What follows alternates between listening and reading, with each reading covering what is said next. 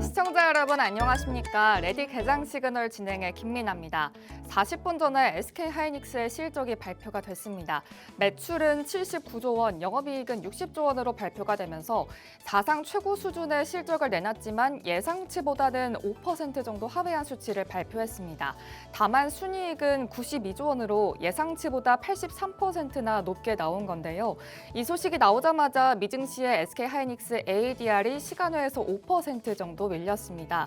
지금 전반적으로 미증시, 국내 증시 모두 반도체주가 좀 약세를 보이고 있는 상황인데요.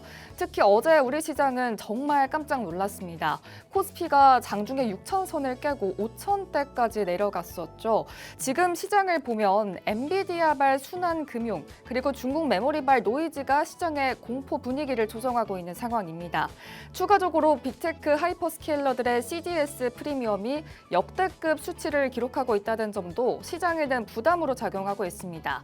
여기서 CDS란 쉽게 말해서 이 기업이 빚을 갚지 못할 때를 대비한 보험을 말하는데요. CDS 프리미엄이 올라갈수록 빚을 갚지 못할 가능성이 올라간다고 생각하시면 되겠습니다. 결국 지금 빅테크 하이퍼스케일러들이 실질적으로 캐펙스 투자를 늘리고 있지만 현금 흐름이 없는 상황 속에서 빚을 내서 투자하는 것이기 때문에 이 CDS 프리미엄이 올라간다는 것은 빚을 갚을 수 있는 가능성이 내려간다라고 시장에서는 주목을 하고 있는 겁니다. 내일과 내일 모레 아마존, 마이크로소프트, 메타 그리고 애플의 실적 발표가 남아 있는데요. 지금 구간에서는 캐펙스 투자를 얼만큼 늘리는지 보다도 실제로 이 기업이 얼만큼 돈을 벌어들이고 있는지 나아가서는 현금 흐름이 얼만큼 있는지까지도 시장에서는 주시하고 있는 상황입니다. 내일 새벽에는 FOMC 결과가 발표되죠. 사실 지금 모두가 동결을 예상하고 있는 건 맞습니다. 그런데 케빈 호시 의장이 어떤 발언을 내놓는지가 우리 시장에 조금 중요하게 작용을 할 것 같습니다. 요 며칠 유가가 조금 잠잠해지나 싶더니 오늘 오전에 다시 이란이 미사일을 발사했다는 소식이 들려오면서 유가가 또다시 튀어오르는 일이 발생을 했습니다. 오늘 시장도 아마 쉽지 않을 것처럼 예상이 되고 있는데요. 이런 가운데 어떻게 전략을 챙겨가야 할지 잠시 후에 박건욱 전문가님 모셔보고 얘기 나눠보도록 하겠습니다. 그럼 본격적인 시작에 앞서서 간밤 미증시 마감 상황 그리고 개장 전 체크해봐야 할 뉴스들 짚어보고 돌아오도록 하겠습니다. 안녕하세요. 레디 개장 시그널 캐스터 김다영입니다. 간밤 뉴욕 증시에선 순환매 장세가 나타났습니다. 그동안 증시 상승을 주도했던 기술주에서 전통 산업주로 자금이 이동했는데요. 자세한 지수 상황 확인해 보시죠. 3대 지수 혼조세로 마감했습니다. 다우존스는 1% 오른 52,747선에 마감했고요. 나스닥은 0.22% 내린 24,876선에, S&P 500은 0.21% 상승한 7,428선에 장을 마쳤습니다.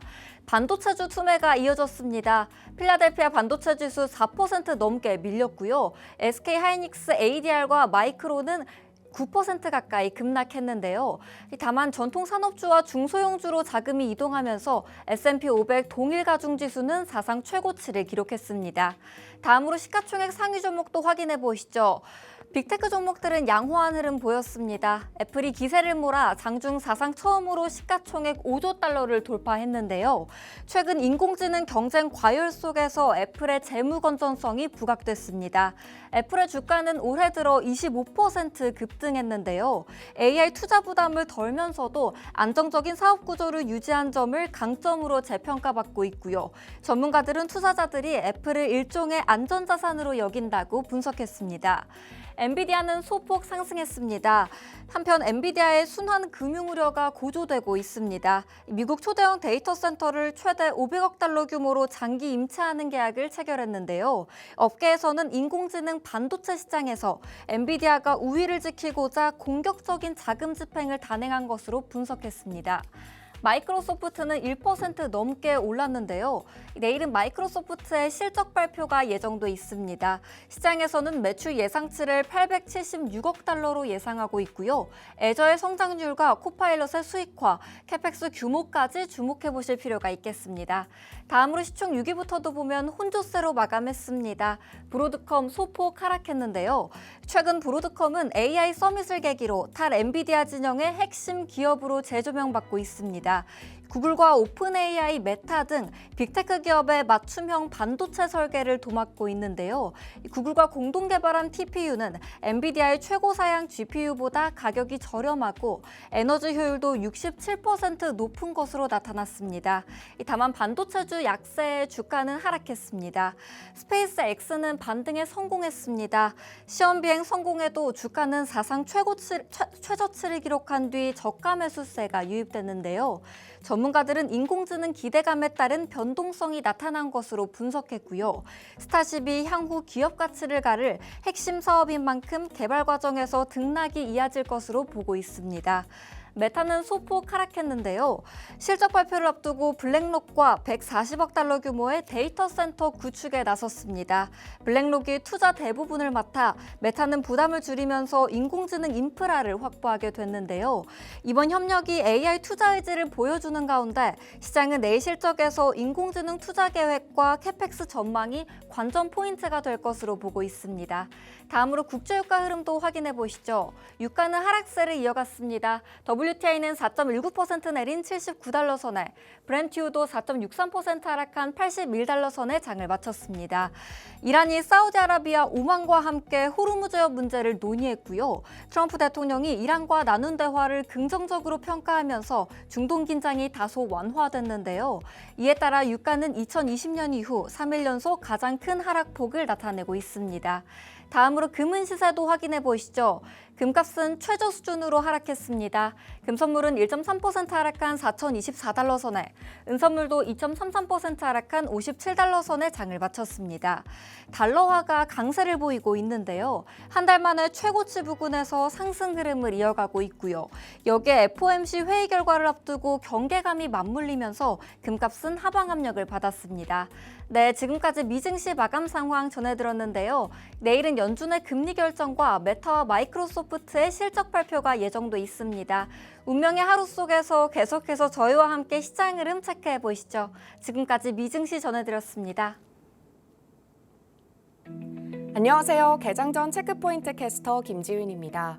어제 우리 시장 중국발 반도체 쇼크와 AI 투자 우려로 투자 심리가 꽁꽁 얼어붙었죠. 오늘 이 충격이 이어질지 아니면 분위기를 되돌릴 호재들이 나올지 장시작 전 세 가지 체크포인트 짚어보겠습니다. 첫 번째, SK하이닉스의 실적 발표입니다.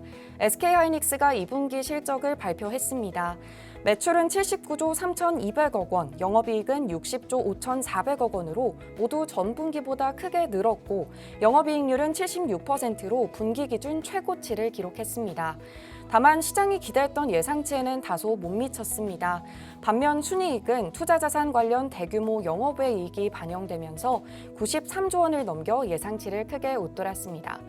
오늘 장에서 중요한 건 하반기 전망입니다. SK하이닉스는 3분기 디램 출하량이 약 10%, 낸드는 한 자릿수 초반 증가할 것으로 전망했고요.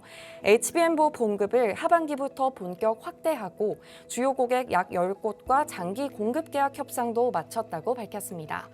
결국 우리 시장은 실적이 기대치에 못 미친 점과 76%의 높은 수익성과 HBM4 확대, 장기 계약이 궁극발 반도체 우려를 얼마나 상쇄할 수 있을지를 판단할 것으로 보입니다. 다음으로 FOMC입니다. 연준이 이틀간의 FOMC 막을 올렸습니다. 이번 회의에서 흥미로운 건 동결 전망이 우세한데 시장은 인상도 무시하지 못하고 있다는 겁니다. 트럼프 대통령은 회의를 앞두고 금리를 내려야 한다면서 연준을 재차 압박했고 워시 의장은 최근 2% 물가 목표를 확고하게 지키겠다면서 인플레이션 대응을 강조했습니다. 그런데 간밤 연준의 고민을 조금 더 복잡하게 만드는 숫자들이 나왔습니다. 미국과 이란의 충돌이 소강 국면을 이어가면서 국제 유가가 떨어졌고 국제 금리와 달러 인덱스도 나란히 하락했습니다. 여기에 미국 7월 소비자 신뢰주도 시장 예상보다 부진하면서 경기 부담은 커지고 물가 압력은 낮아지는 방향의 재료가 동시에 나온 셈입니다. 결국 오늘 우리 국내 증시에서는 연준 결과가 나오기 전까지 미 국채금리와 달러가 다시 올라서는지, 특히 이 흐름이 반도체주 투자 심리에 어떤 영향을 주는지 확인하시면 좋겠습니다. 마지막으로 대미 투자 1호 사업입니다. 한미 관세 합의에 따른 첫 대미 투자 사업으로 미국 텍사스 발전소에 198억 달러, 우리 돈으로 약 29조 원을 투입하는 방안이 추진되고 있습니다. 핵심은 AI가 전력 투자를 끌어낸다는 점입니다. 사업이 확정되면 국내 기업들이 발전소 건설과 전력 설비 공급에 참여할 가능성이 있기 때문에 대미 투자금이 국내 기업의 실제 수주로 연결될 수 있다는 기대가 나옵니다. 다만 아직 미국 측과 막바지 조율 중이고 최종 승인 절차도 남아 있습니다. 오늘은 실제 수혜가 예상되는 발전 플랜트와 전력 설비주의 수급이 붙는지 확인해 보시면 좋겠습니다. 네, 장 시작과 동시에 SK하이닉스 실적 인하는 큰 변수가 기다리고 있는 만큼 초반 움직임에 서두르기보다 수급 흐름 확인하면서 대응 전략 세워보시면 좋겠습니다. 지금까지 캐스터 김지윤이었습니다.